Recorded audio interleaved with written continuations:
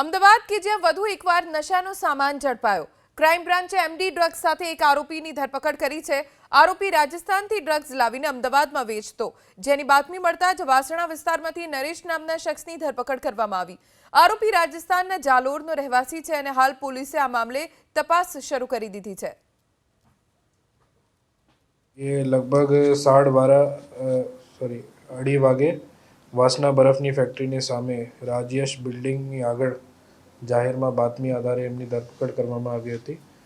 તો આ આરોપીની ઉંમર 24 વર્ષ છે અને આ જાલોર જિલ્લા રાજસ્થાનનો આરોપી છે। આ ડ્રગ્સ રાજસ્થાનમાંથી લાવેલો હતો અને એના ગુનાહિત ઇતિહાસ પણ છે। 2 પ્રોહિબિશનનો કેસ એમને ઉપર દાખલ છે થરાદ બનાસકાંઠામાં, જેમાં આ વોન્ટેડ છે અને એક કેસ પણ થરા ગામમાં છે પ્રોહિબિશનનો। આ બધી સપ્લાયરની જાણકારીમાં એક રમેશ જાટ કરીને છે, એમનું નામ સામે આવ્યો છે અને બાકી બધા કોને આ સપ્લાય કરવાનું હતું, શું એમો છે, બાકી આ તપાસનો વિષય છે, તપાસમાં આવે છે।